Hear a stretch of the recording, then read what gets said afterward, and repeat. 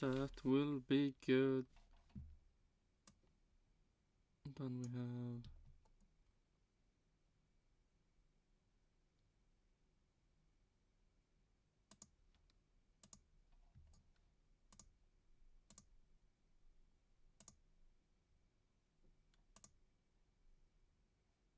Yes. We do this. Oh shit. God damn, I didn't change that. Okay, practice 1 and 2 have happened. And let's see.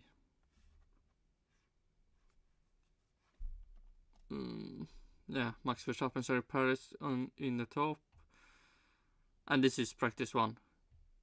And then Carlos Sainz, George Russell, Lewis Hamilton, Charles Leclerc, Fernando Alonso, Oscar Piastri, Yuki Tsunoda, nice team, Lando Norris, why are you here? Then Esteban Ocon, Alex Albon, Nico Rose, Nico Hulkenberg, Valtteri Bottas, Lance Stroll. Who was that? He was the... what do you call? Well, he was from Formula 2. But he's apparently in... Super Formula, driving in Japan. So he did some driving the Visa Cash App RB Formula 1 team.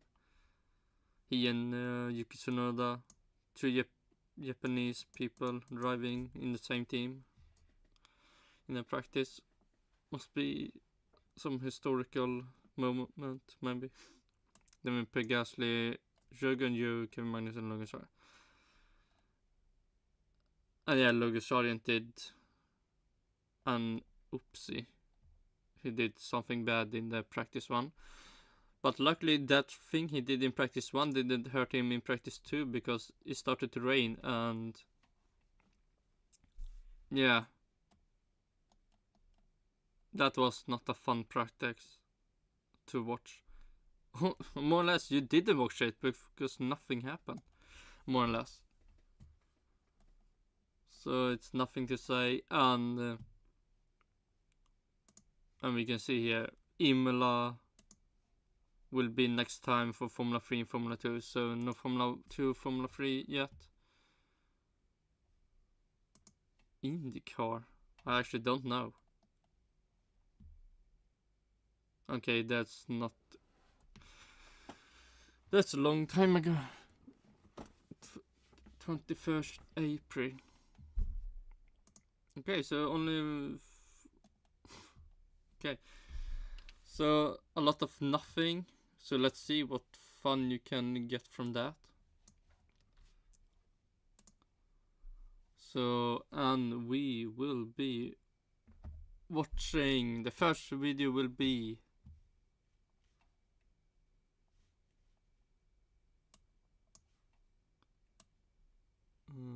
this... I want to remove more. Yeah, the first video will be from P1. Our reaction to rain affected Japanese GP practice, and yes, it did. Or at least practice 2. Practice 1 was well something. And... yeah, I don't know if I have any real plans what I will be doing in Minecraft. I think it will... I will start...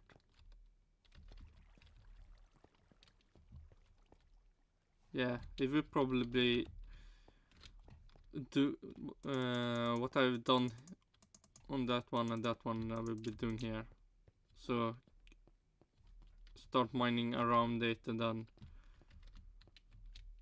make a... oh yeah, I will be doing that until my pickaxe goes away, or not goes away, but get enough damage so I need to repair it.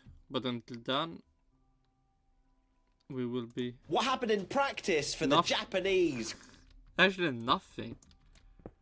Maybe something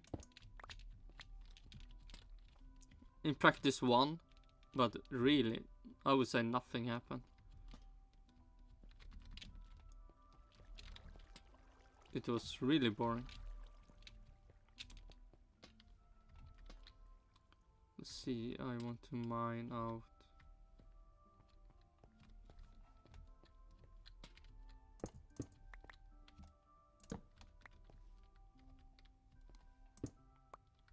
No, not that one. This one. Yeah, continue. Grand Prix. Free practice 1 then, and it was a Red Bull one too. But the biggest talking point, and one with which we'll probably take up the Logan Shark, and it must be him. He did something. Let's hear majority of this podcast, is Logan Sargent. Having a crash in the first practice session after the whole shenanigans in Australia and not having a spare proves that picking Alex Albon maybe was the good thing. chassis.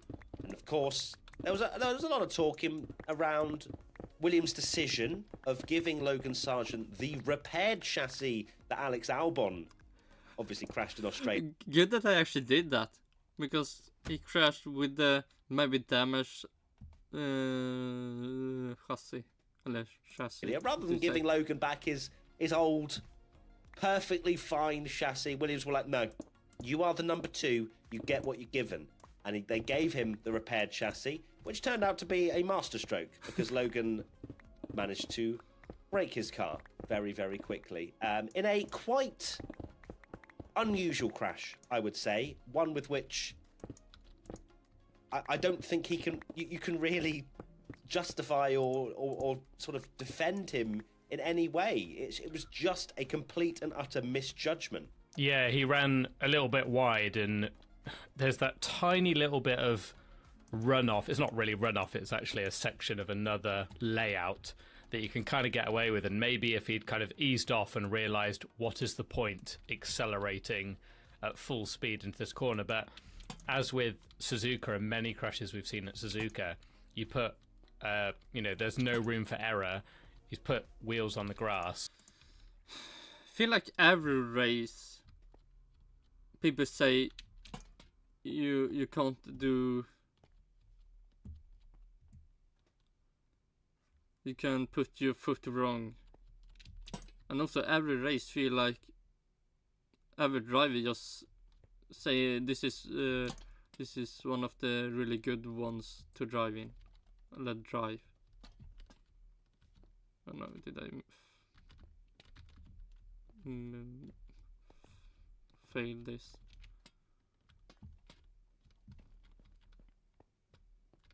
Four.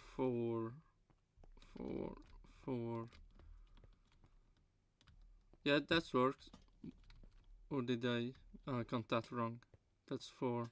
That's 4. That's 4. That's 4. That's 4. Yeah, I counted that really wrong. Continue. And then just Figure. God damn it. Take that camera away. Take that camera away. What? kept his way. foot in on a very quick corner, and yeah, just spun straight into the wall. New romantics. Why on earth did Williams give Logan Alex's repaired car? This is Well, after the crash, maybe they did the right thing. before the FP1 crash. I on a human level, I felt like it was pretty wild. Because not only, preferential treatment to Albon, I get it. I completely understand that Albon is a much better driver. But then I'm sat there going, why would you sign Logan? What's the point? Why would you carry on Maybe you will not sign him again. with him this year if you are going to pretty much ridicule him by being like, you're not going to get anything that Albon's getting everything, basically. And I know that there is Formula One, but what's the point? Like, Logan needs the backing. James Vowles has tried to wrap him up in cotton wool and been like, he's fine, he's going to grow this year. But then all of Williams' actions goes against anything that they've been saying in the media about believing in him or that he has any kind of potential. So for me, I'm sat there going, this is really quite harsh on Logan, because to crash in free practice 1, for me, my opinion is that that shows the kind of mental state that Logan is in. It's very true what you say, that James Vowles can talk in the media with his amazing presence and all these words about we're supporting him and all this kind of stuff, but is he? Because they're not putting trust in him. Now, I think it's right that they haven't, but it does beg the question, why is he even there in the first place? I get the side that are saying, well, Logan was pretty rubbish last year. He was making lots of mistakes, lots of errors. You've hired him for a new season, so you clearly want to develop him and you see potential in him. So taking away things from him and knocking his confidence already is basically why have you even bothered signing him in the first place? Hire someone like, you know, Lawson or whoever that's shown he can handle it and things like that. So it makes no sense. Question from Matty Row 1_. Do you think the crash in FP1 signals that Logan's confidence has been damaged by the car switch? Where does he go from here? Where does he go from here? I have never seen a more slam dunk he's lost his seat for next year situation ever. Like, this is... unless this man somehow plucks himself out of the gutter and scores... Actually, true. I mean, if... You need to get some really good points if you want to keep the seat now. Points, which... That he will probably not get. On paper, doesn't look like it's going to happen. This is probably going to be Logan's last season. I can't see how he would come back from it. The team aren't supporting him. Logan doesn't have that innate natural talent to at least challenge Albon. And we've said time and time again, Albon is not Max Verstappen. You need to be with your teammate to at least deserve a drive somewhere else. It's not happening for him, unfortunately. When you lose the team's backing, what do you have left? While it's absolutely savage what Williams did in the last race, you're a Formula One driver, you have to pick yourself up from these things, and it is sink or swim. You have to deliver, and I think you even said, you know, if he can't recover from just missing out a race, he needed to come back and prove Williams why that was the wrong decision, and he's done exactly the opposite. There is literally not a worse thing he could have done than crashing in free practice 1 of the next weekend after he got dropped. I mean, yeah, you could say that, but it could also be maybe not that worse, but somewhat worse. Trying to do a lap when nobody else tried to do a lap when it was raining, and then lose the car and crash it, and maybe make an even greater damage like Mick Schumacher did. And a big solidifies crash as well. Every decision. Yeah. A big crash where you miss FP2. Question. We're still on this topic. MJ_95_. If you were in James Vowles' position, what would you do? So, in James Vowles' position, where we already know that points are everything, are they hitting an emergency button to see if they can be a mid-season driver swap here? At what stage do you go, well, yeah, we keep saying our motto is points, why don't we get someone else in the car that we think that actually can deliver that? But look, we're not gonna jump the gun just yet, but I don't think you could be in a much worse position at the moment, because the one thing that Logan Sargent had left was James Vowles and his beautiful words. Even that's gone. If I was him, I don't see why they're keeping him. I wonder if there's a reason that there's no one there to step up and replace him yet. Of course, you know, Mercedes are the engine supplier there. Would Toto want to drop Kimi Antonelli in this early? I think is quite bold to do that. They want to get him in at Mercedes early, and obviously that Mercedes seat is free. So if Williams' seat is free, and you can learn your craft first and have half a year or even more in a Williams to learn and then get bumped up, then maybe that is the perfect thing that Toto Wolff can see. Now, question from Bandershoot94. Could VCarb possibly consider a lineup of Lawson and Iwasa in 2025? Well, no. Why? Unless Sonoda's finding a better seat somewhere else, and that's what Bandershoot is suggesting there, perhaps a Red Bull call-up, which I can't see, as we've said many, many times. No, I don't think it'll be Lawson and Iwasa in 2025, personally. Iwasa did do a good job, don't get me wrong. I think he was 15th, 16th or something, a couple of seconds off. A good outing for Iwasa, but I don't see it unless Sonoda moves away. Yeah, Lawson, definitely. He deserves a place on the grid, at the very least next year. I thought he said Logan Sarr, but yeah, Lawson, yes. And, you can see that happening. But And that I would say, if Ricardo and Sonoda stay, I feel like Lawson could maybe get into Williams. And I feel like Antonelli will probably maybe get one more year in maybe Formula 2 or get signed. I don't know. I don't know why they'd be looking at Iwasa when Yuki's doing an amazing job.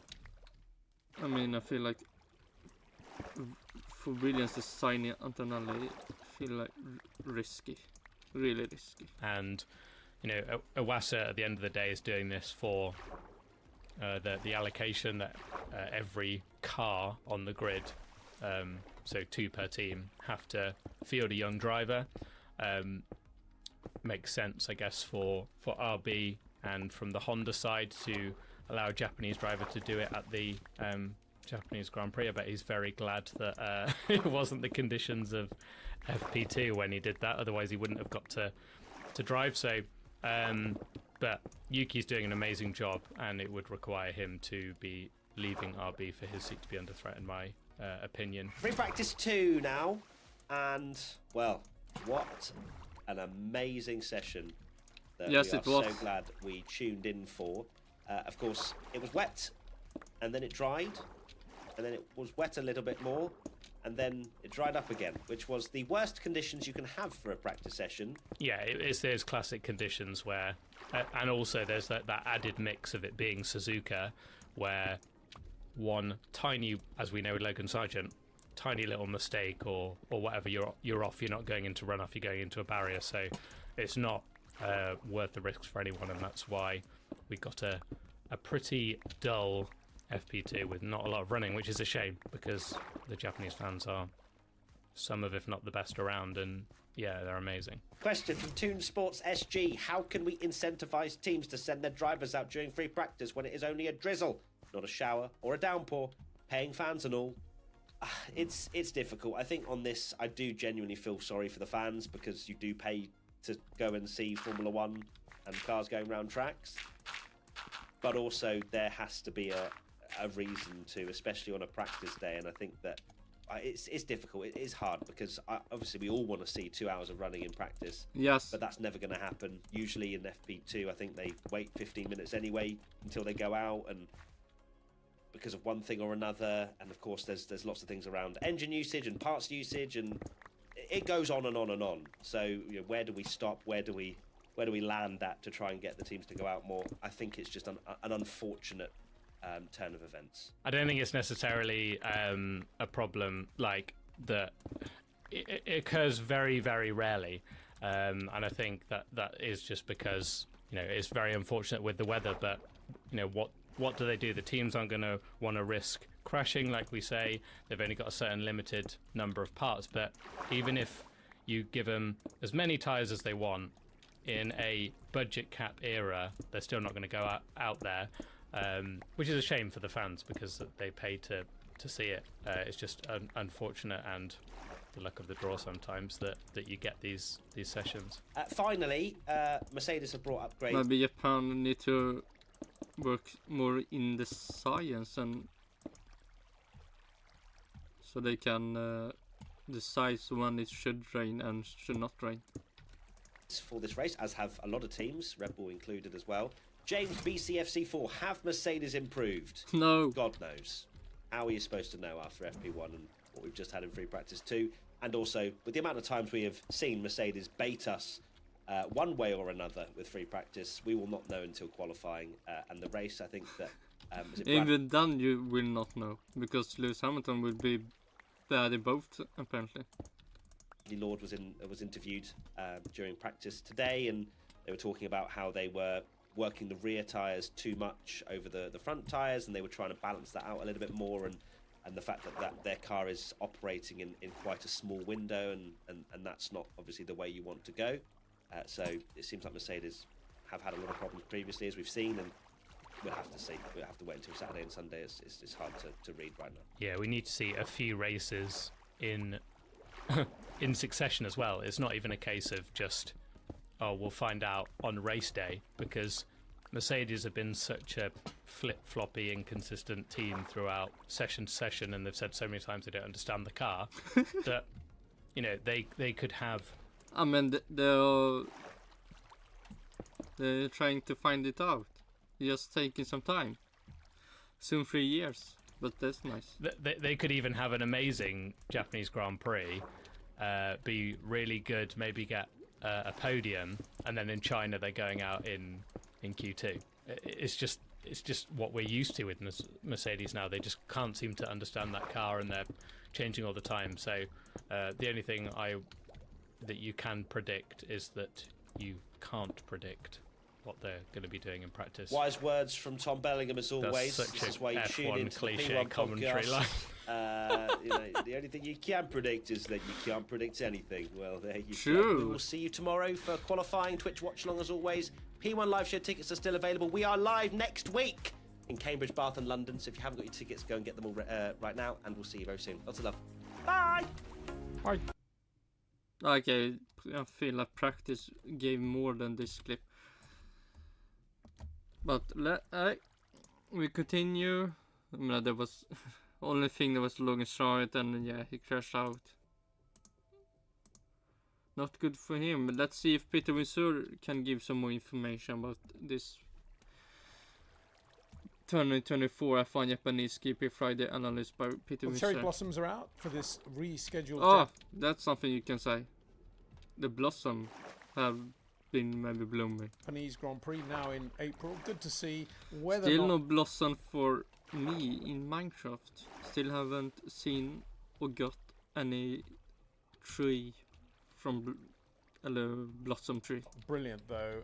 Dull So and unlucky. overcast FP1. Got some interesting running in FP1. Although most of the teams dismissing it as being fairly inconsequential because of the compressed time. It was going to prediction of rain in FP2. Rain towards the end of FP1, and FP1 foreshortened also by Logan Sargent going off in the Williams. Let's talk about that. He's the guy, you'll recall, who didn't get to race in the Australian Grand Prix because he's the guy that didn't damage his car in FP1 in Melbourne. That was Alex Albon. And as a result of that shunt of Albon's, which did damage his chassis, he took over Logan Sargent's car because there's no spare chassis at Williams. There's still no spare chassis at Williams as we get to Japan 2 weeks later. And he went off, Logan. I'm not massively surprised because it's a weird thing for a racing driver to have to sit out a Grand Prix, and he hasn't even gone off and caused the damage himself as he did in Australia. And then to come back, and I guess with a bit of a point to prove, maybe pushing too hard in FP1, you know, all these things add up. Not without reason, really, you could say. Anyway, went off in quite a weird place, ran wide coming out of Dunlop in FP1, which is the top of the hill. After the S is the left-hander. And normally, you know, there's a reasonable amount you can do with the car there, and he just got on the edge and couldn't do much with it, and then went off into the barrier, and that was the end of his day. No chassis or power unit damage. You've got to be pleased for Williams in that respect, but you know, not a great thing at the moment. Williams not in a great place, I think. And then practice 2 was raining, so he didn't lose anything there either. Front wing on the car for Alex Albon, didn't really get a chance to try that. Anyway, that's Williams done for the day.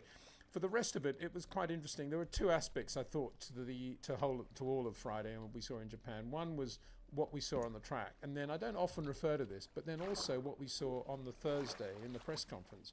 Get onto that in a minute, a little bit further into this video. Let's just talk about the nitty-gritty of Oh, maybe day. Alonso stuff. As I say, it was all about FP1, knowing that there was a very good chance of rain in FP2. There was a lot to do, obviously, in that first session. Pirelli have brought a very, very hard range of tyres here. The other extreme of the Australian Grand Prix, very hard, soft, medium and hard. That's because it's so abrasive at Suzuka. And that meant that the soft tyre got a lot of running, and Pirelli right now saying it's a potential race tyre off the line. It's going to give you good grip for the early phase of the race. in brackets, George Russell saying it's definitely a one-lap only tyre. I think he's just referring to getting the best from it in qualifying. But a little bit of the jury out amongst the teams. But Pirelli saying the soft tyre is a race tyre.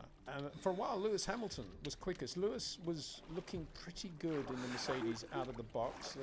Yeah, but that's just done. The future will say something else. Seems to have a reasonable sweet spot here. Also reasonable top speed. Well, let's have a look at the times now. Lewis eventually finished, P5 there, just behind George, 30.5.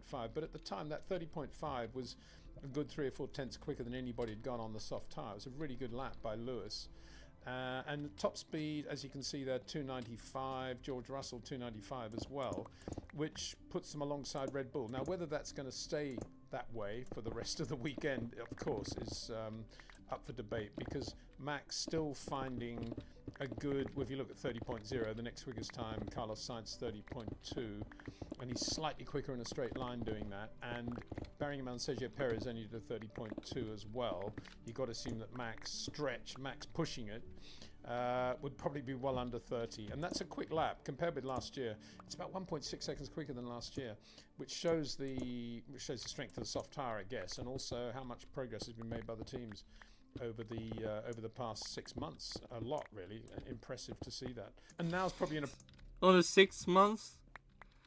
Try doing something in Mercedes. They have tried in 3 years soon. appropriate time to bring in, which I thought was, there were 2 quotes of the day today, and one was from Max saying the bounce wasn't too far out, which means that the car felt pretty good. And it's just interesting, isn't it, that these days it's not ride height, it's not spring rates, it's not brake settings, it's not top speed, it's just the bounce. I had to read that twice to think, what does he mean now? Is he just sort of, is that basketball vernacular? Oh no, he's talking about the bounce isn't too far out on this occasion. So basically they're all living with bounce, I guess. It's a question of how much you can put up with, and how much the bounce possibly is dynamically in sync with what the car is doing. Maybe that's what he means. Maybe it's too far out.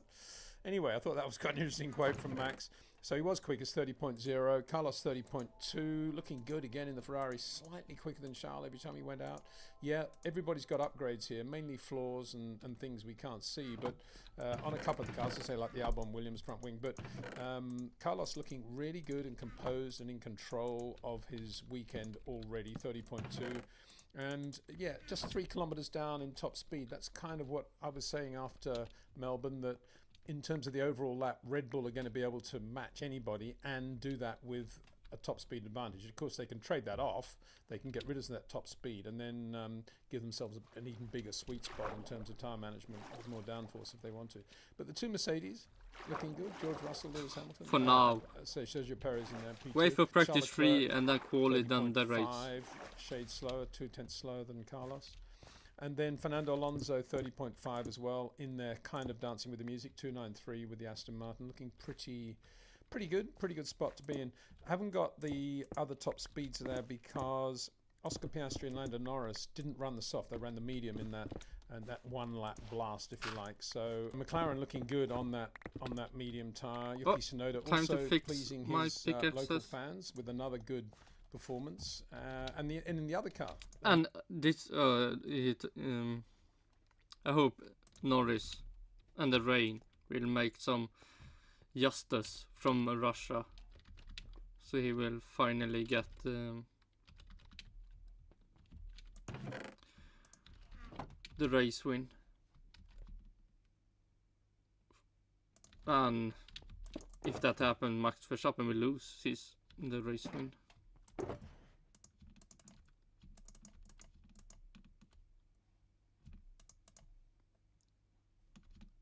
But damn it, can we?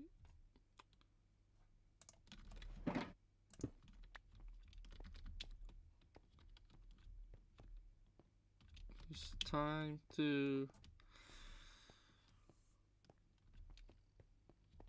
start selling melons and get some. Oh, I should remove that also.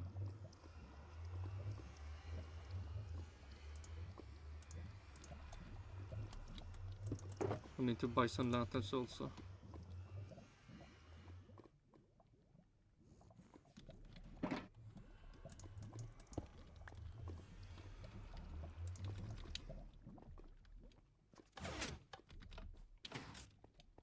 Oh, back to Another Windsor. Japanese driver, Ayumu Iwasa, who did a very good job. He's looked very good in Formula 2. He's doing Super Formula this year, and very strong performance as well by him. So yeah, the crowd didn't get a great day in terms of the weather, but they certainly got two Japanese drivers out in the same team.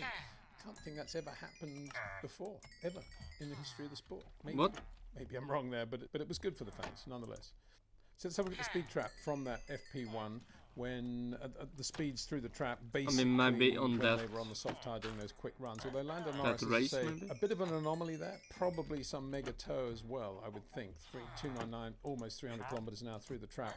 But the trends there are clear to see. Sergio Perez representing Red Bull, if you like, right up there. The Williams quick in a straight line as well, as are the Hasses. I think the significant thing there is how good Mercedes at the moment, Friday, before the weekend. Yeah, the Friday, then Mercedes is good, and then they will be 298 bad. for Lewis Hamilton and George Russell, 295, pretty good. And although Max Verstappen's there mid-pack, 295, look at Sergio Perez's speed.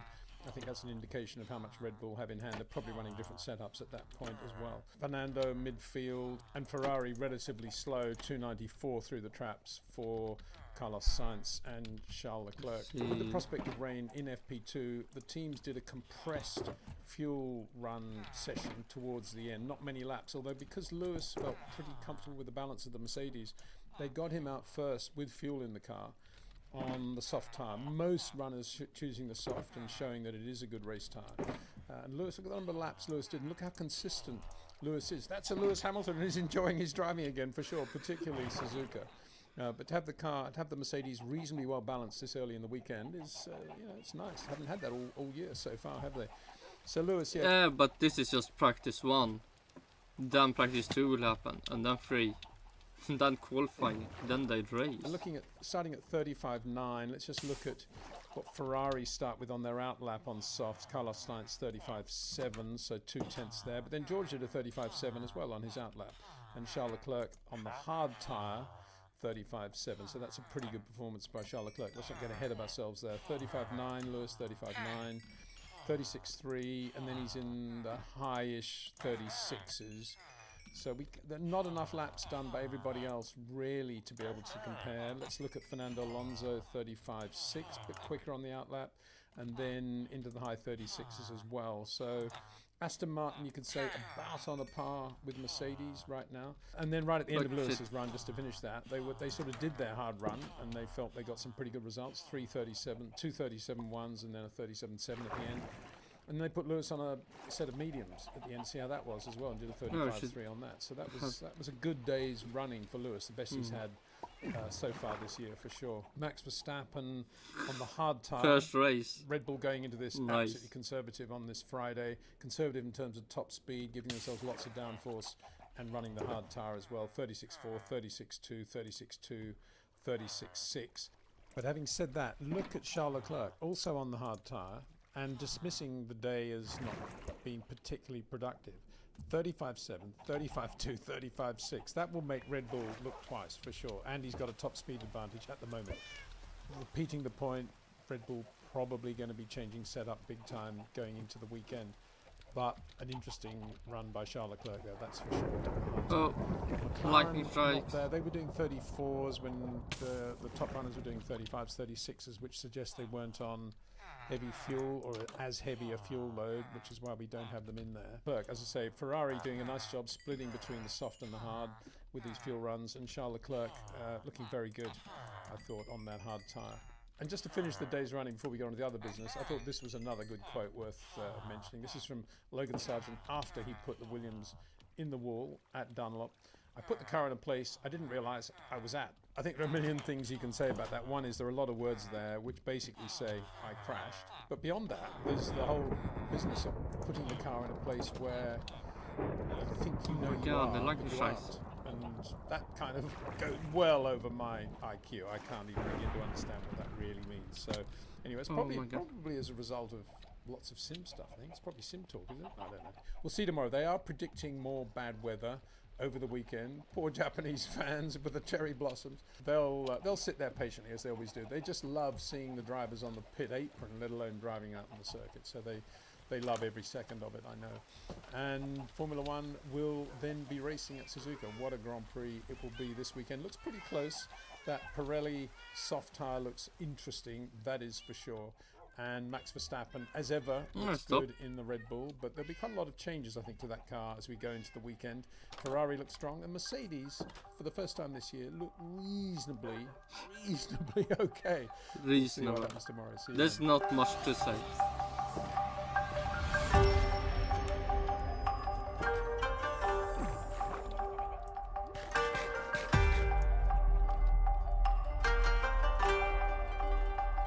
Man, long outro again, and so loud.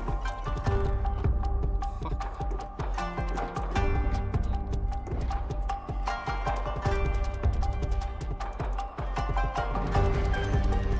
Fuck is this? Just 11 more seconds, eller 10.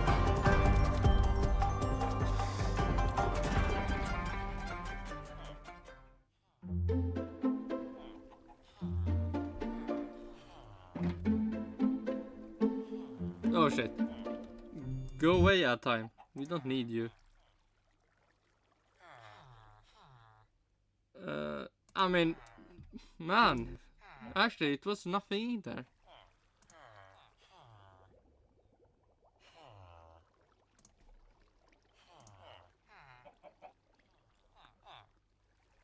Well, maybe Kym Illman have something to say about East Japan. Oh, East Japan the cheapest and best F1 race. And let's see. Something we need to learn about. Grand Prix. So, is this the best and cheapest race in the world? Well, I'll tell you what, it's got a lot going for it, and I'll answer that question in just a moment. Straight up, this is one of the greatest tracks you will ever see for racing. The drivers love it, the fans love it. It provides some outstanding racing. And get this, a 3-day ticket here is $108 US. 108. What are they asking in Vegas? 600 plus. And here in Japan, you actually get some sort of seating. Now, it's not grandstand seating, but it's certainly a lot more comfortable than standing the whole day. I think what people love about this race is the passion that the fans show, and we've seen plenty of it on display today out in the pit walk. And the thing here is the fans are so darn polite. You don't have to have big fences up. Everybody just does the right thing. If you're coming here for a high-end corporate sort of thing, it's not a Vegas, it's not Abu Dhabi. And the stand at Turn 1 is certainly getting on a bit. But this year they've added a whole lot more stands because the place sells out. People come here for the racing. Just about every driver has a fan club in this country. What's your biggest challenge to eating healthy? It's Scam time. out I have a busy schedule. And how do you combat that? I usually drink milkshakes when I don't have time to cook or meal prep. What do you like about it? It's really easy to prepare. I just add 2 scoops and I get all the key nutrients I need for the day. It has plant protein, fibers, minerals, vitamins, and I also think it has probiotics. And it's really affordable too. One meal is only €1.52. Nice. And what was the brand again? It's Plenty Shake by Jimmy Joy. It's really good. Go try it. No, I will not. That I would say they're... Hey Stockholm, this is Murray Sawchuk here in Las Vegas. I'm bringing my show to you for 3 shows only. Look here, these flags are all devoted to Fernando Alonso. I actually thought it was a circuit thing, but no, it's just a fan group. Another thing that stands this race out as being amazing for fans is the fact that there are some areas where amateur photographers can bring in their long lenses. And Did Lord Soren really have a fan club? Or Kevin Magnusson?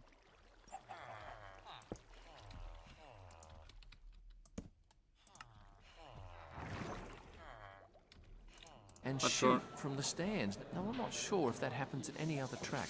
I actually went for a drive around the track late this afternoon in a car, and it is a beautiful track to drive. What it must be like at those crazy speeds is anybody's guess, but certainly the drivers adore it. So answering my own question, is it the cheapest and the best? I think it's certainly the cheapest, certainly the best value, maybe not the very best race, but I tell you what, it's a real thrill to be in the company of these people here this weekend.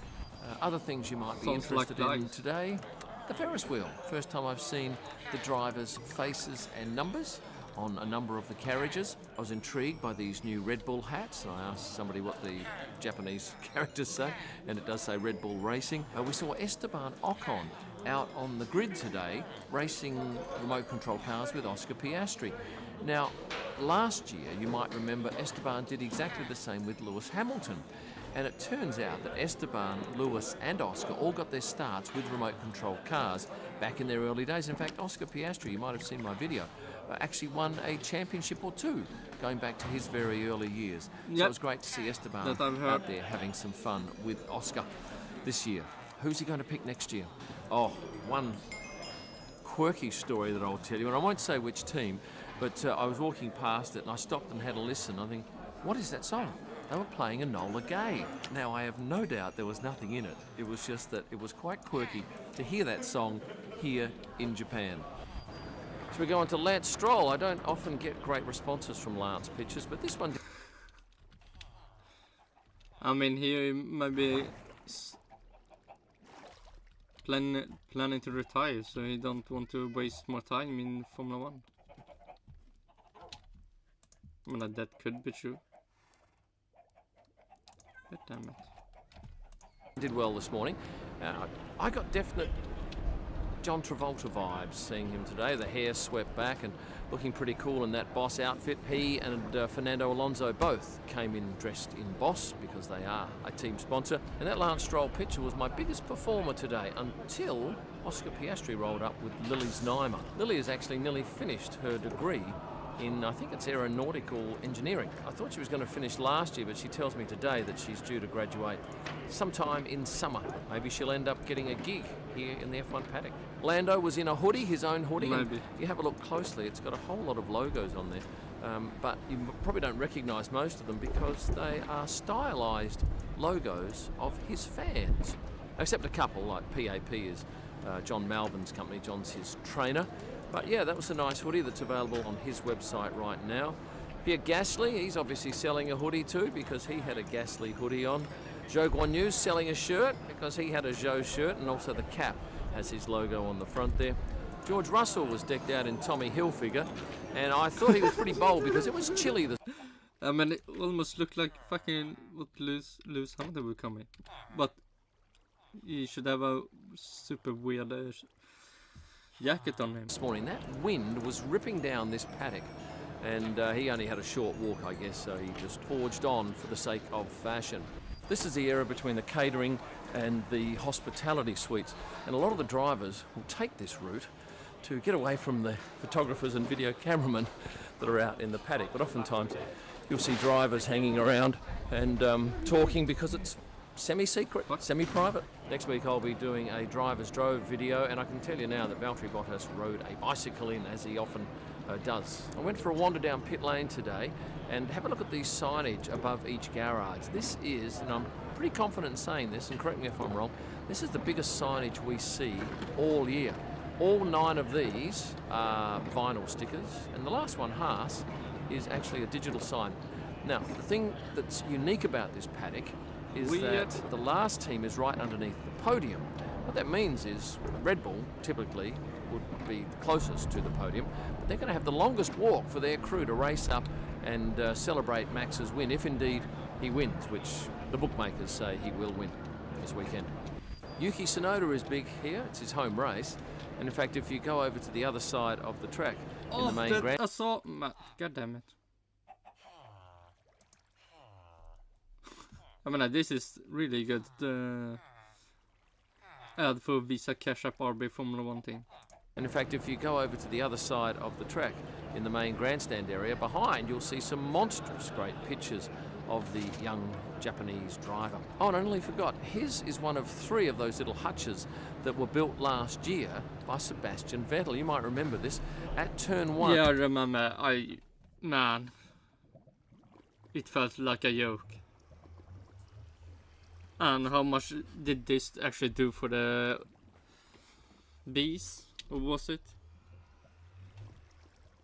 Bee Hotel. Man, this was so weird. And probably... Oh shit. Probably only him that actually care about this, so... All of the drivers, well, all but one, I think it was Kevin Magnussen that didn't make it down there, Went down So how do it look now? last year, and they built or decorated these little wooden homes for insects and Okay. How do it look like now? critters. And initially I thought they would have all disappeared, but no, there are 3 that are still there, although we don't have the different colour curbing that we had last year around turn 1. Now, did I mention... So what have changed? Did nothing change? So okay. the biscuits, the Tim Tams, because Fernando You cared Alonso equally much the and rest of Lance the people. Stroll were the recipients of some Tim Tams in custom packaging, which was very nice. And I don't know whether there was a lot made. I certainly don't think that they were actually offered for sale. But there's an idiot in the background there. He ruined my last. Man, are you part of the Red Bull team? Saying bad stuff for the people that are working in your team? Then you then get sued. Video, and he's going to have a crack again. Hi, fans. Oh, shit. Oh, you can't. He can't resist. He's a photographer. Quite a well-known and good one. This morning I was hopeful of getting a clean shot of Daniel Ricciardo coming in, but unfortunately he was performing for his photographer Peter Fox, and as such I dipped out. But I could just get some nice shots of them saying hi to each other. Now, for those of you wondering where and how we work at Formula One, this is the media centre in the paddock in the heart of Suzuka, and it's probably one of the best media centres we have because, well, if I... Man, what was happened? Because one time when I get back here, it was like 4 foxes left. Like someone is killing them. Or they don't want to leave it anymore. Maybe too little sunlight. Don't get past the sea. I want to go out and get a shot of a driver. I go through these doors, I walk out here, and bang, else to be overexposed, but that's the heart of the paddock. How does this compare to other media centres? Well,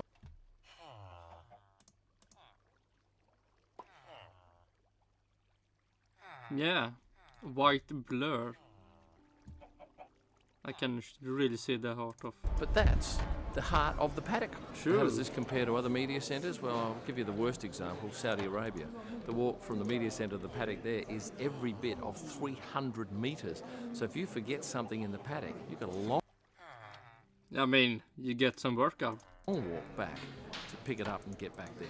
Here's another thing I picked up today for the first time. These shirts from the McLaren crew, and I'm sure a lot of other teams, have a little secret pocket in there so that it's very easy to put your media pass, or not, they don't have a media pass, they have a team pass, inside there so it doesn't get in the way. Now you might have heard me talk about this race before and say that it is one of the best, and certainly the track is amazing, the people are amazing, they greet you with such warmth, even if we don't speak their language and they don't speak ours. Maybe there, maybe if you walk to some other places in the land, you will get treated differently. Maybe. Lovely camaraderie, and the town itself is interesting. It's a small city. Yeah, until you maybe say something bad. Or a big town, quite rural in some parts, and this is what the drive to the track looks like. Well worth a visit, and if you're a pure enthusiast of motorsport, I tell you what, you wouldn't get too many better places than right here. Now with that said, I'm going to go and pack my stuff up and go and have a Wagyu steak. If you've enjoyed this video, now's your time to like it. Subscribe if you Wagyu steak, the fuck you said. That steak is famous from Japan. Because, I mean, that kind of meat you will never get in America.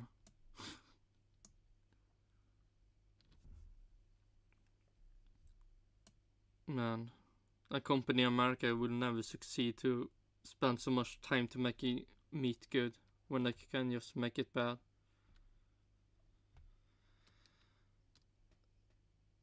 Yeah, the only thing he mentioned that I would... What the fuck?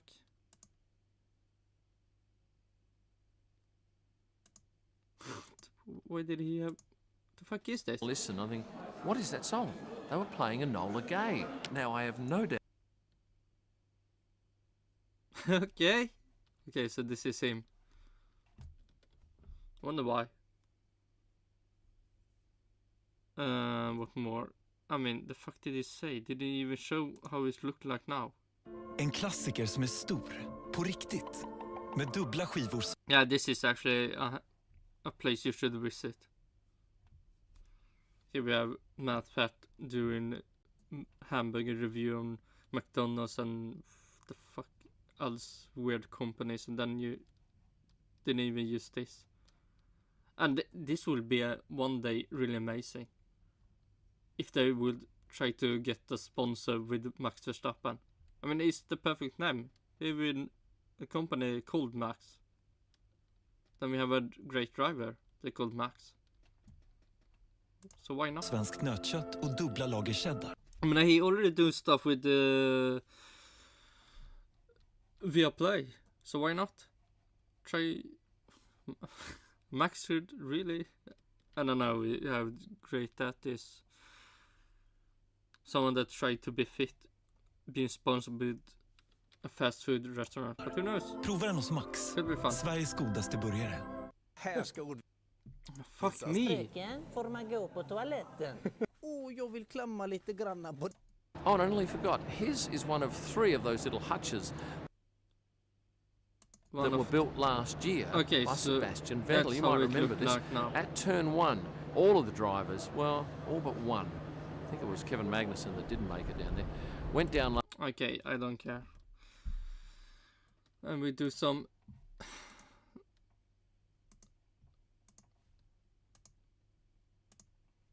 Yeah, let's continue with the end. On here. Something about Tyrrell. Hanging on by a shoestring, the downfall of Tyrrell. 1998. So maybe from Game of Thrones.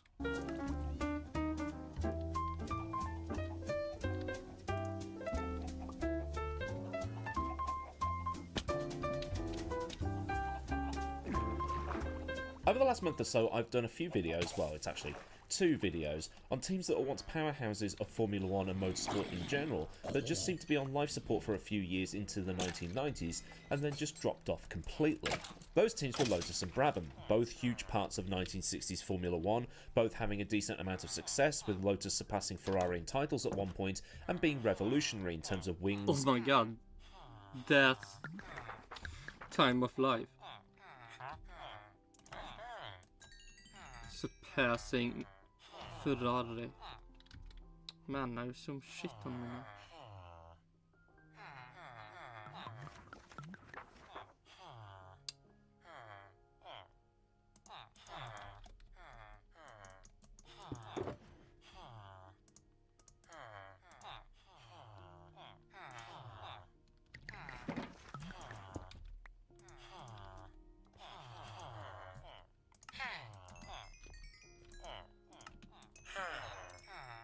Aero sponsorship and stuff like that. Well, at least Lotus was anyway, even if they weren't the first ever team in racing to do that kind of stuff. Brabham holds the distinction of being the only team to win a championship with the team owner driving the car. But nothing lasts forever. In 1982, Colin Chapman died of a heart attack and Lotus began its downward spiral. The team was no longer run by a visionary who could get things done his way, with his brain feeding ideas to the team but making sure it all works. In 1970, Jack Brabham sold half of his team to Bernie Eccleston, and while Brabham was able to win a couple more championships in the 80s and still be competitive, by the end of that decade they were sliding backwards and money was drying up, before ultimately folding midway through 1992. But there is a third team, a team that had also started up in the 1960s and managed to carry on, but has a slightly different ending, because the team ended on the owner's own terms. That team was Tyrrell. So, a brief history of the team to get us set up to where it all starts to go downhill, because getting straight in would be like skipping to something like the Rebel assault on the Death Star and not knowing who this 7-foot asthmatic bloke in the suit is. So Ken Tyrrell had been the manager of Matra's entry into Formula 1 in the late 1960s, combining the entry with his junior team. And Tyrrell by this point had formed a long-running partnership with Jackie Stewart. And while Jackie had been in Formula 1 with BRM, another team I need to look at some point, as soon as Ken was in F1, Jackie was driving for him, with every single one of their contracts being done on a handshake. In 1969, Matra became the only other team besides Ferrari to have a Constructors' Championship winning car built outside of England, as the MS-10, powered by the Ford DFV, dominated the championship in Stewart's hands, and Ken would have his own chassis built for the 1970 season. Basically, he had an argument with Matra. Ken wanted to keep using the DFV, while Matra insisted they use their V12s. In 1970, the Tyrrell 001 debuted and was unreliable, but the kinks would be ironed out for 1971. That year, Stewart would win again, driving the 003. The 002 was only used by Stewart's teammate Francois Sever, from what I can tell from results pages, but the 003 was an upgrade of the 002, which was in turn an upgrade from the 001. With this weird front wing that was seen on a few cars of the time, Brabham and March used something similar.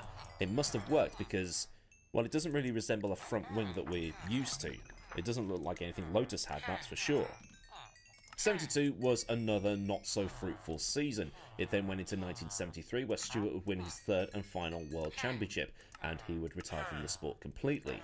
Also in this season, Francois Sever was killed at the 1973 US Grand Prix, which was supposed to be Stewart's final race, but Stewart pulled out after that accident. Oh my God. So with Stewart gone and Sever tragically killed, Tyrrell had to replace both drivers. South African Jody Scheckter and Frenchman Patrick Depailler were hired, and Tyrrell slipped to mid-pack with the occasional good result, such as winning a race with Scheckter driving the six-wheeled P34, one of the new concepts that appeared at that time, along with Brabham's fan car.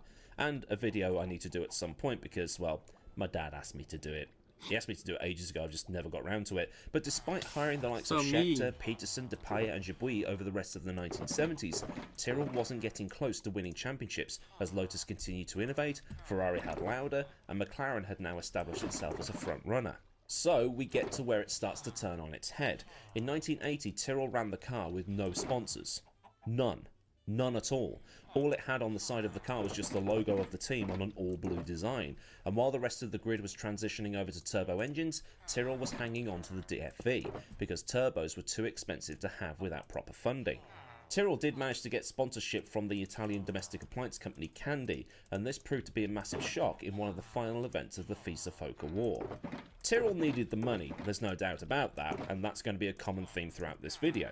During the 1982 season, the FOCA-aligned teams decided to boycott the San Marino Grand Prix that year because of Piquet and Rosberg being disqualified from the Brazilian Grand Prix. The whole water-cooled brakes thing I think I've done before. Actually, yes, I have done that video before. Boiled Brakes Brings Boycott was the title of that one.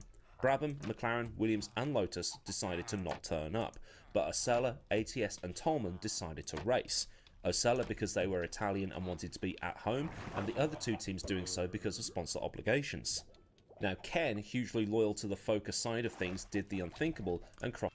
No, one more chicken. Let's see.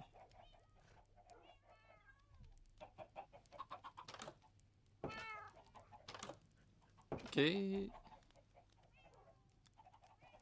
There is someone I know. Nobody else. Crossed the picket line. With his cars on the grid, the 1982 San Marino Grand Prix became official and points would be awarded. Because he had an Italian driver and Italian sponsorship at a race in Italy, keeping the team alive mattered more than anything else. Alboreto finished the race in third, giving Ken much needed points. The following year in 1983, Alboreto would take the last win for the Cosworth DFV when he won at Detroit. After every race that Tyrrell won, they would hoist the Union flag above the wooden shed that they'd started the team in, and it would actually be the 33rd and final time this would happen, and it would also be shown in a local paper because the local paper followed the Formula 1 team. Ken had tried on several occasions to move with the times. He'd got on the ground effect revolution quite quickly. He was the first outside of Lotus to get the DFV, and he was determined to also keep the naturally aspirated engines working as the field migrated to more powerful turbos. Whether that was because he wouldn't or couldn't, it's probably a bit of both. And since he was not as money rich as the rest of the field, and at the same time being quite a welcoming and warm place to be, Tyrrell became the place for young up-and-coming drivers to get some F1 experience. Alboreto, Brundle, Beloff, Sullivan, Alesi, Sarlo and so on would all be drivers to come through the team. In 1984 though, Tyrrell would be kicked out of the championship entirely for the lead shot controversy. Again, something I've done before, so I won't keep you too long with that bit. It's a shame considering both Beloff and Brundle managed to score podiums with the car at Monaco and Detroit, but then got kicked out of the championship, so no points, no prize money. For 1985 though, Tyrrell finally joined the rest of the grid with having turbos, although it was a mid-season switch. It was also proof that it might not have been engines that were the issue because the car was a dog. In 1987 though, they would be back on naturally aspirated engines because... Man. So it's like... almost like Mercedes have it now. Or maybe Alpine also. You can complain so much on the engine, but if the car is bad, then you will never fix it. The FIA decided if you want to use them, you can. It was turbo only all the way through 1986.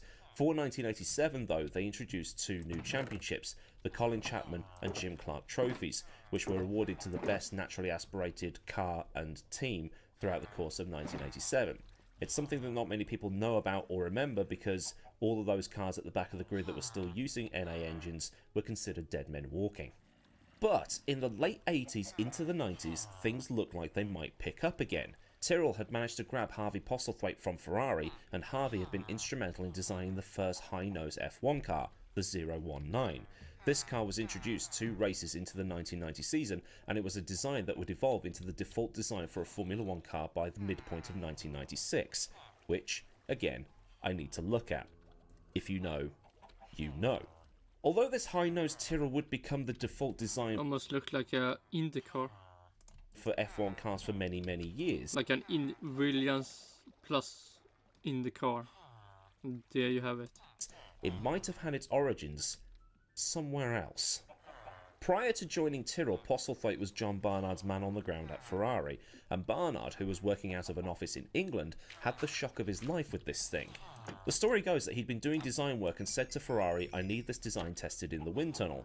When he was told that he couldn't have the wind tunnel, he flew out to Maranello and found Piero Ferrari and Postlethwaite testing a, well, different kind of Ferrari that Barnard claims looked a lot like what Tyrrell turned up to the San Marino Grand Prix of 1990 with.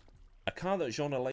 Det här är OneBlade, ett verktyg för alla stilar. Snabb och enkel att använda. Ben, ansikte och där nere. Byt rakblad och förnya din OneBlade. Innovation. Alesi scored a second place with at the Monaco Grand Prix of that year. With a bit of extra cash, it might look like Tyrrell would be onto a winner. But it was going to be another one of those cases of, we've got something we can do something with, but can't. And because a lot of the other teams were tagging onto the idea, it was... Oh my god, Lotus. Fitzpatrick.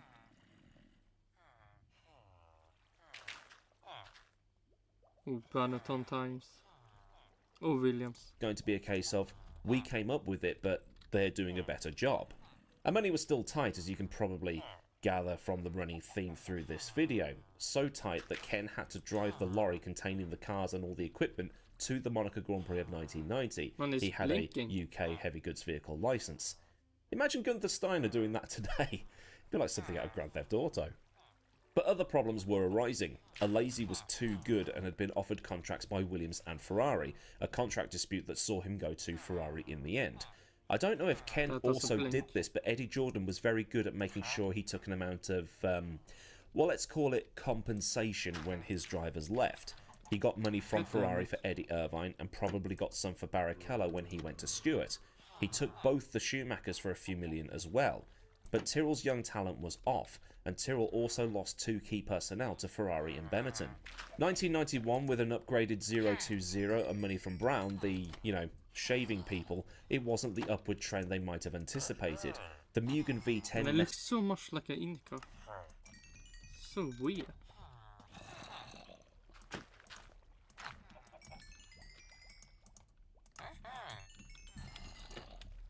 The weight balance up and the car was tricky to drive. Modena would get a front row start at Monaco and could have been second but retired, but he'd then get second in Canada. Halfway through that season, Postlethwaite was off to Sauber, with the team struggling on tyres that, according to Motorsport magazine, were broken. By broken, I mean there was no consistency between those Pirelli tyres. No two tyres were consistent, let alone a whole set. So you could go out and do a run and cook the left front tyre. You might go out again. Oh my god, it's almost like in IndyCar. Like, I don't know what year it was, but if may happen maybe last year. But I remember maybe it was for 2021 or some year.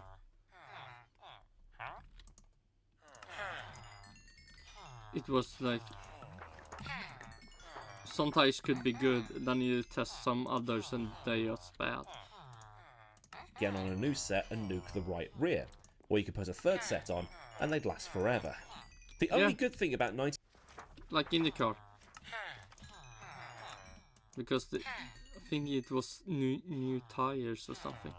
1993 is that Ken, for the first time since 1968, was not paying for engines. Brown had naffed off because the results weren't there, and now they were back to how they were in the 80s, struggling to get sponsorship and a decent driver at the same time. Ron Dennis had noticed that Tyrrell had pretty much bypassed the 1980s and the commercial expansion of the sport that everybody else had got on board with. It was like Ken was still trying to operate as he had done in 1971, and it just wasn't working anymore. And because he hadn't or couldn't keep up with everybody else, he was lagging right behind. And Ron was willing to give Ken all the pointers to get back on track. Ron had actually got them those Mugen engines in the early 90s. Motorsport magazine said it was like they dragged themselves from 1970 to 1990 and missed the 80s completely. It's also interesting to note here that by this point Brabham had already gone and Lotus wasn't too far away. Ligier was still going, Minardi was operating on a shoestring budget, Arrows, or Footwork as they were called at this point, was still pootling along. Also at this point, Jordan had already entered the series and were doing things that were considered miracles. So, to paraphrase Metallica, the light at the end of the tunnel is just a freight train coming the other way. It seems that Ken was able to put aside his pride and listen to Dennis, as 1994 seemed to be a step back in the right direction. Ukyo Katayama had brought some much needed backing from Mild 7, and Mark Blundell provided a safe set of hands, with Blundell being hired on ability rather than money. Postlethwaite was back and the car was a bit more solid than it had been, with Blundell taking a podium at the Spanish Grand Prix. But there was still no safety net with money. It was a case of make do with what you've got and make sure it doesn't blow up while you're driving, with Blundell having his brakes explode because they'd done too many miles. Tyrrell finished 7th that year, which almost like Max Verstappen. By all accounts is great, and they outlived LaRousse and Lotus that collapsed at the season's end. Really, the only teams around them that had the same sort of longevity as they did were Ligier, Ferrari, McLaren and Arrows. Maybe Williams. Ferrari is Ferrari. McLaren had Ron Dennis, were about to get Mercedes engines, and were, like Ferrari, covered in Marlboro logos. Ligier was well connected with the French government and had a safety net, also investment from Tom Walkinshaw and Flavio Briatore. Arrows had just lost the Footwork deal because of, well, stuff I might need to do in a future video, and if you throw Benetton and Williams into the mix, they had factory Renault engines, genius designers like Braun and Newey, star drivers, and tobacco money falling out of their arses. There is no way Ken could compete with that. Mika Salo coming on board for 1995 helped massively thanks to his Nokia sponsorship and being rated as a driver in general. In 1995, much like 1994, the car had gone back to the older school low-nose design, one of only a handful of teams to run that sort of setup. 5 points was all they could get, all scored by Salo, with Katayama's best result being 7th in a sea of pink as he retired from most races. They actually scored the same amount of points as Footwork, who scored their only points of the season with a 3rd place at Adelaide, where, well, basically nobody finished, and they were ahead of Minardi, 40, Pacific and Simtek. They were as low as they could possibly be, really. Really, they were only racing Minardi through 1996 because 40 went bust halfway through the season. In 1997, 3 teams ran V8 engines, Minardi, Lola and Tyrrell. Tyrrell had a Ford V8, which was not unlike the 1994 engine run by Benetton, but the difference in power between them and the Stewart cars, which ran factory Ford V10s, was evident. 50 horsepower quoted by some sources. The engine was the letdown on a car that was half decent, and they had 2 decent drivers in Verstappen and Salo. But the season was more of a battle with Minardi than anybody else because they just didn't have the power. But they did have the X-Wings, which became something most of the teams copied before being banned by the 1998 San Marino Grand Prix. But as a note as to how stuck in 1971 they were, it's reported that Ken's wife was still making the lads in the garages sandwiches instead of having a proper catering facility like all the other teams would have had, even Minardi. So at the end of 1997, Ken finally swallowed his pride and sold the team. He was going out on his terms, selling the team to British American Tobacco that would rename the team BAR for 1999. But by only the second race of the 1998 season, Ken had quit his own team. He was still the team leader and team principal until he was suitably pissed off. He wanted Jos Verstappen in the car, but BAT was insistent on hiring 1995 Formula 3000 runner-up Ricardo Rosset, who had driven for Footwork in 1996, been part of the ill-fated Lola team in 1997, and would now be back in 1998. Ken wanted someone who was decent, but BAT had hired someone who, at Monaco, would become a bit of a meme. BAT did own the team, but they weren't pumping money into the team because they were too busy focusing on 1999. The team was still pretty much broke. Rosset was a bit out of his depth. Murray Walker made a quip about the conversation about whether Rosset was good enough, to which Brundle replied with, "It's a short conversation," or words to that effect. At Monaco, Tyrrell had brought a new front wing, and Rosset had spun at the second half of the swimming pool section. He tried to do one of those flick spins to right the car, but only ended up driving straight into a gap in the barrier. After which, the mechanics in the pits took his paddock scooter and swapped the R of Rosset with the T, so it read Tosser. But it seems that Ken's anger was warranted. Rosset failed to make the 107% cutoff 5 times that season, and I remember Jan Magnussen!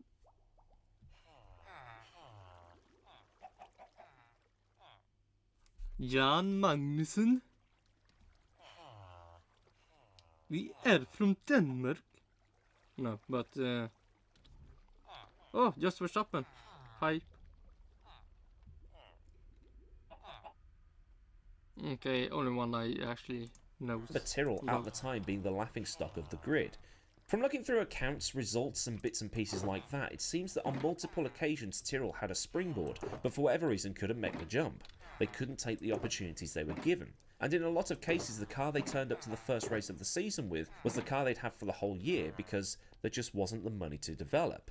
Brabham had several changes in ownership. Lotus had to deal with the fallout of their founder dying, but Ken soldiered on despite minimal budgets and setback after setback, and at the end of it all, sold the team under his own terms to keep it running. Ooh. The DNA of Tyrrell is insane, as it goes from Tyrrell to BAR to Honda to Brawn to Mercedes. The DNA goes from shoestring to a team that enjoyed a run of 8 straight titles, and also includes Brawn winning a title as a pure underdog, which, in a way, kept the spirit of Tyrrell very much alive.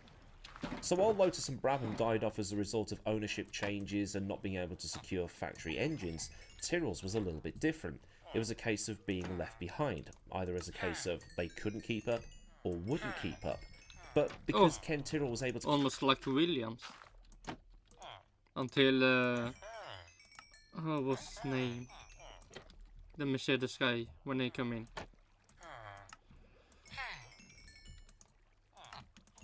So maybe Haas will be that soon. They don't want to invest in getting better. Keep this thing running for so long on minimal budgets and with basically no money, and making it run as he had done in 1970 while everybody else had joined the modern world. Wrong. It kind of makes you appreciate Tyrrell that little bit more.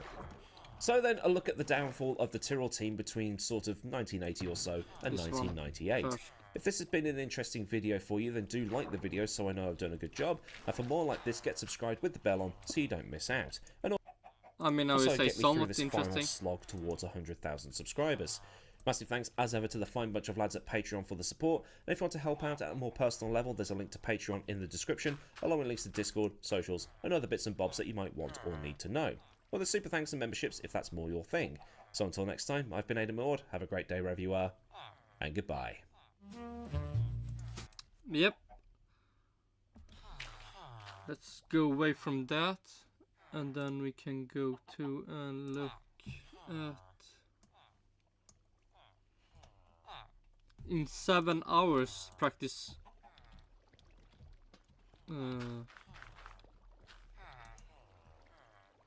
Practice 3 will start. Come on.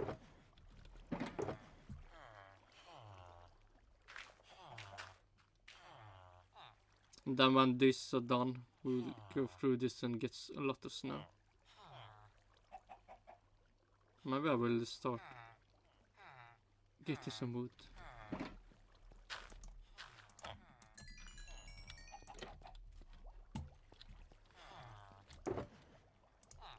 Next one there. And we take this one.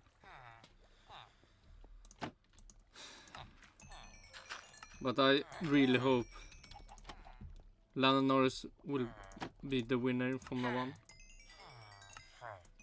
Max P2. Charles Leclerc P3. Then we have Sergio Perez. Carlos Sainz Piastri.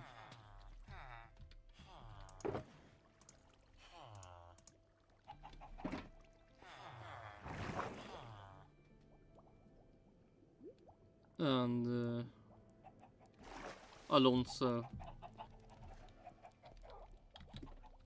Let's see how many is that. Yeah, and then I really hope Tsunoda, Alex Albon and Ricciardo.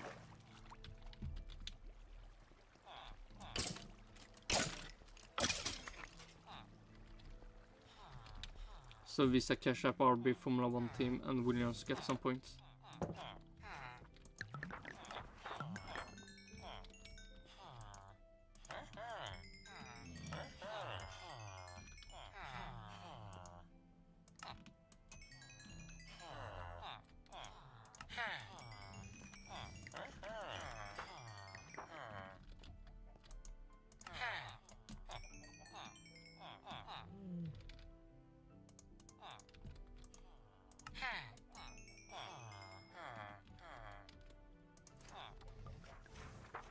No, give me that back.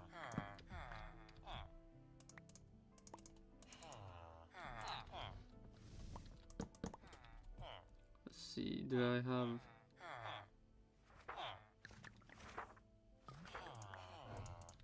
Go away with that.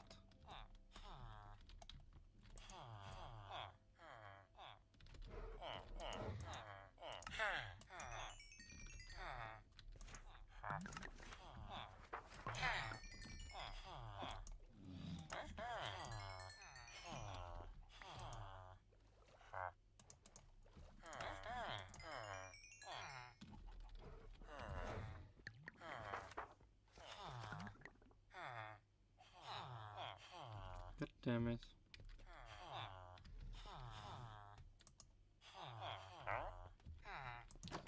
You need to place down some glass.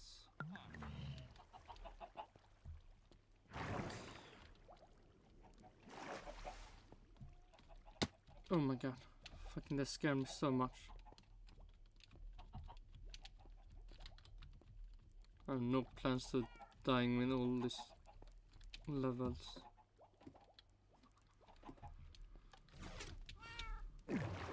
And I would say, because I think Yuki Tsunoda and Alex Albon and Ricciardo will get points. That means Mercedes will have a bad race again.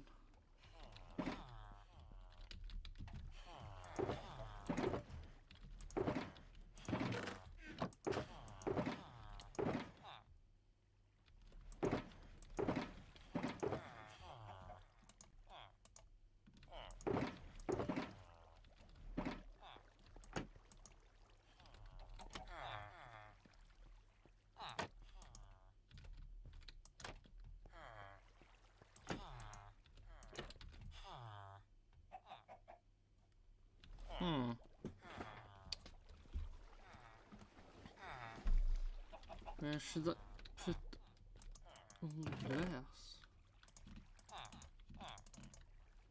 Let me see, I can place it.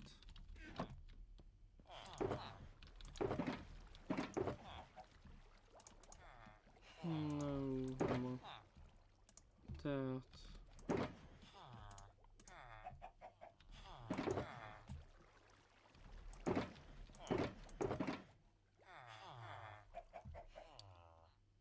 Then we go up to the last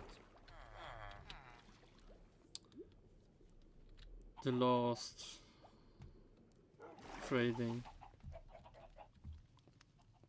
Then we end it. Then I will see if I get some sleep.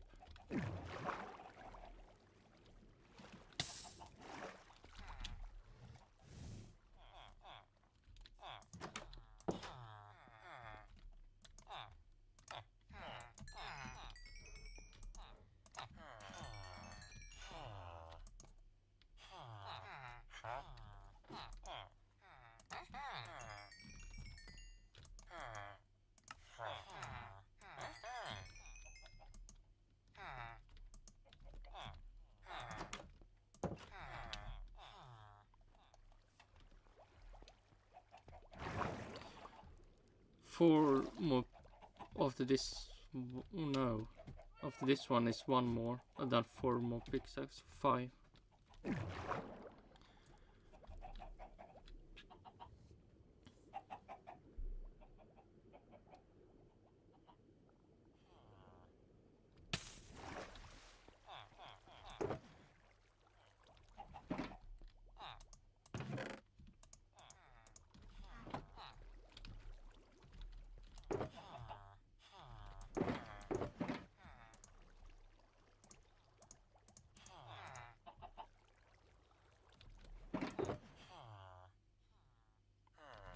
This one we can done with.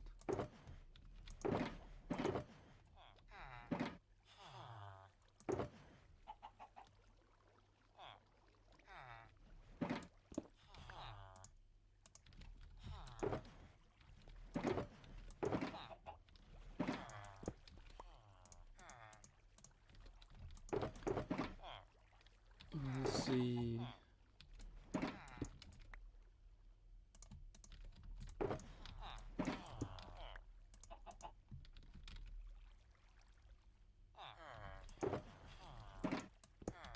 Can also pick up that will soon be also placed in the under chest.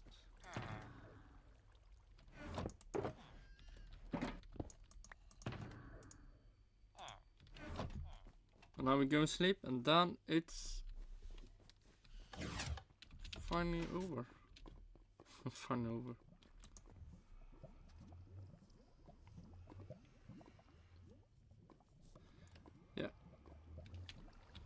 See, yeah, will be good. And then we can go to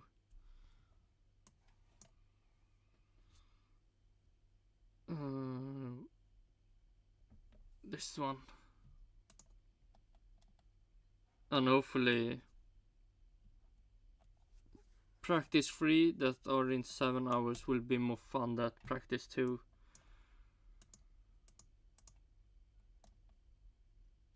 Hopefully Lando Norris will have the luck with the rain in the race, so he can win against Max Verstappen, so he can get his first win, and Lewis Hamilton can just feeling blessed by seeing someone else getting wins than Max Verstappen. Hopefully Logan Sargent doesn't crash again with the car. What more can we hope for? A good race for Williams and Visa Cash App RB Formula 1 team. Hopefully a really bad race for Haas and Mercedes. But that we will learn. Maybe in practice 3, then maybe qualifying, and then 100% we will learn it in the race, how it went. But yeah,